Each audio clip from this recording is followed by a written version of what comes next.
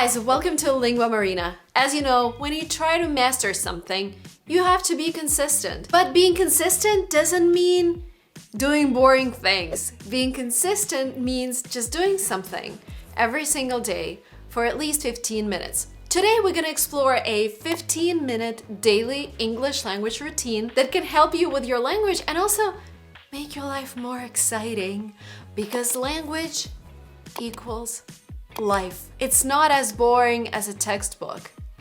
It is your life. So if you're interested in making learning English more fun and making your life more fun, watch this video up to the very end. I have prepared a plan for you that is gonna help you improve your vocabulary, reading skills, writing skills, listening skills, and grammar. Let's dive in. This is a weekly plan, so you will do something different every day, but we're starting with day 0, and this is when you set a goal for yourself. Now, the problem is, a lot of our goals are always connected with external factors. I want my teacher to be happy with me. I want to score 100 on TOEFL. These motivations are external because they depend on what other people or test makers think about your English. I want you to focus on something internal. I want to be happy with the way I sound, with my new accent. I want to be able to understand my favorite movie in English. I want to be able to start blogging in English. I want to be able to create a resume on LinkedIn in English and start reaching out to potential clients. Make this motivation internal because it's going to help you tremendously through the process. The problem is if you seek external motivation and it doesn't happen, you become demotivated and you stop. My goal here is to make you super excited about the English language so you don't stop. My types, my ideas of how to make learning English even more exciting is connecting it with the things that you love. So one of the things that I do, I started singing in English because I know this is the language of the most popular songs in the world, except Korean. So internal motivation, internal excitement is really important when setting a goal in English. And of course, it doesn't mean that you have to give up all of the goals connected with taking the tests, etc. They have to be there, but they don't have to define your whole journey. When you decided what the goal is, you need to learn how to be consistent. One thing that really helps me stay consistent is a habit tracker. And habit tracker is basically a tracker that looks like this, where you create a set of activities for yourself that I'm gonna mention in this video, and then every day or every week you mark whether you've done them or not. This tracker would visually represent how much time you're spending on what, and I would recommend starting with something that is less exciting for you. Like if you're struggling with grammar but you're really passionate about learning American accent, then still start with your grammar, because when you start you have the most energy and it makes sense to start with things that are harder. I don't want to sound arrogant, but I think I've created beautiful trackers that I use, that other people and thousands of students use.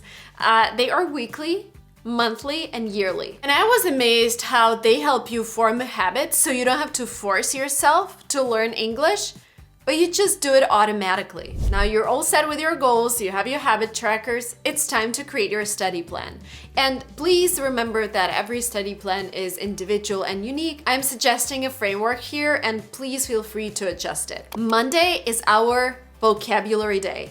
And please remember that it's a 15-minute daily English language routine, so nothing that makes you depressed. We're doing light, exciting exercises. And after those 15 minutes, if you feel like you want to continue, then go ahead, nothing is stopping you. And sometimes you will end up spending a couple of hours learning English. That's perfect. But 15 minutes a day is something you have to do. I want you to start your week with vocabulary because this way you would be able to practice the words that you've learned in other days of the week, doing different exercises on different aspects of English. I would recommend not more than 5 words a day, and I would recommend focusing on phrasal verbs just because it is easier to learn them. Phrasal verb is when you have a verb and then you add different prepositions and the meaning changes completely. We've actually created graphs that make these more visual, and they are in my workbook, and this workbook comes with a couple of classes where I explain how to use it, and it has everything that you need for this 15-minute daily practice. So feel free to check out the link down in the description box below. Now Tuesday is our listening day, and here you can do Two different things. First of all, you can totally watch your favorite TV show. I am watching Better Call Saul right now. Oh my god. Not only am I learning new vocabulary, I'm also learning negotiation skills and all things connected with the legal system in the US, so highly recommend it. But this TV show is more advanced. If you're intermediate, upper intermediate, I would choose something that is easier to understand. For example, Gossip Girl. Oh my god, I love it. Fashion, New York, high-end society. And I personally selected 60 phrases that I've learned watching TV shows like Gossip Girl, Stranger Things, Emily in Paris. Those are all suitable for intermediate / upper intermediate. Another thing that you can do for your listening, and this is actually, like if you ask me, Marina, what is your favorite exercises in English of all? I would say this. And I did this exercise for the first time when I traveled to the UK to learn English. It was in Marlborough College. They printed out lyrics of some songs, but some words were missing. And then they switched on the song and we had to fill in the gaps. Oh my god, I loved this exercise so much. Just because you're listening to an amazing song and you're also learning new vocabulary and you're also listening to a new accent. And because that was Great Britain, they switched on a song with the British accent. I really liked it. So we decided to recreate something like this, an experience for you. Again, in my workbook, you're gonna find lyrics to my and Vanya's songs. We both sang. Vanya is much more professional. I just started singing. But I think it's such a cool thing to hear us sing and also go through the lyrics and fill in the missing words. But of course, you can do this with any other song. Wednesday is for reading. And here, my tip that I give to everyone who starts reading in English: read something that feels natural for your level of English. Because if you start with more advanced literature, you have to stop for every fifth word that you see. Oh my god, you're gonna be bored. You're gonna start hating the language. You're gonna start hating reading. Read Instagram captions. That's fine. That's totally fine. If you want to read shorter text on Instagram, it is totally fine to want to subscribe to one of your favorite creators' Substacks or email list and read their emails. Some of the emails that I can recommend, I read Collins and Samir, the Published Press. They are creators for creators. So they explore topics like becoming a creator on YouTube, becoming a creator on Instagram. I like subscribing to professionals here in Silicon Valley, like Lenny Rashitsky as a product manager, and I follow him on Substack as well. You know, read whatever you want, whatever excites you. It doesn't have to be a textbook. It doesn't have to be American classical literature. It's great if it is, but it doesn't matter if it's not. Now, Thursday is for speaking and writing. The thing is, speaking and writing are kind of similar for our brain because we are learning to express our thoughts in English. So choose whatever you want. I would do both. Speaking to a camera has taught me a lot. So if you want to do something like a recap of what happened to you during this week, what you've read, what you've learned, how are you progressing towards your goal? Maybe you had something that happened to you this week and you want to share it.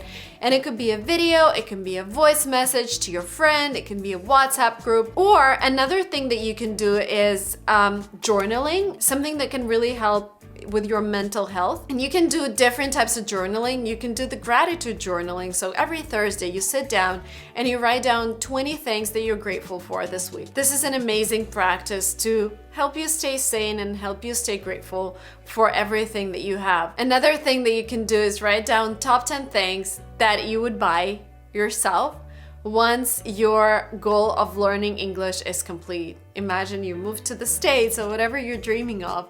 You move to the States, you start a company, you're making $10,000 a month. What would you get yourself? This mental exercise also helps you visualize your real goals, some physical things that could make you happy. So adopt any practice that you want. Now, Friday is for grammar. And I know grammar can be one of the most challenging things in English for a lot of people. And this is why I specifically chose Friday for grammar. The thing is, on Friday, our brain is like, oh, this is the last day of the week. Saturday's tomorrow. So I tend to do this. I tend to work more on Friday versus Monday because I am expecting the weekend and I am happier, I am more relaxed. So Friday is when I do harder things. I don't know if this works for you, feel free to change this routine, but may I suggest some topics that you should focus on upcoming Fridays. Topic number one that almost everyone I know struggles with is articles. A and the. Another topic, marker words for tenses. I know we tend to learn tenses step by step, like this is how it's formed, etc. I'm pretty sure you all learned them this way. Try to do another way. Try to do marker words. When you see a word yet, what tense is it? Read a sentence, get the context, define the tense. Conditionals, reported speech, modal verbs, prepositions. Oh my god, I can think of so many topics here. Okay, I'm gonna give you one final encouragement. I challenge you to spend the next 30 days following this routine and learning English for 15 minutes a day, excluding weekends. I haven't mentioned weekends because I know maybe you have a family and it's family time and you need time to rest. But let's do weekdays, Monday to Friday, for 30 days. 30 days might seem like a lot when you first hear about it, but believe me, they're gonna go by fast, but you will be able to form a habit. You will find this challenge in my workbook, English as a Lifestyle, How to Stop Learning English and Start Living It. This is my philosophy behind learning any language. It's for your life, it's for you, it's for your goals, not for some test makers. This is the workbook that I've been referring to throughout this video. It has everything that you need to complete this challenge. It teaches you different grammar aspects. We've created a lot of exercises so you can practice. We have created a lot of exercises for you listening, reading, vocabulary, and it also comes with 1,000 cards with most used words in English. Yes, exactly. You're gonna get a list of 1,000 most used words in English, and if you learn how to use them, you will be able to communicate in English, and you will be able to put them on cards that come together with this workbook. You will print them out, and you will start repeating them every day. Again, you can purchase this workbook right from the description here. This workbook has been purchased by tens of thousands of students, and they absolutely love it. Hope you're gonna join the crowd. I hope this workbook will help you get inspired by English and that it would help you complete the 30-day English language learning challenge. Thank you guys so much for watching this video up to the very end. Please share it with your friends and I will see you very soon on this channel. Bye bye.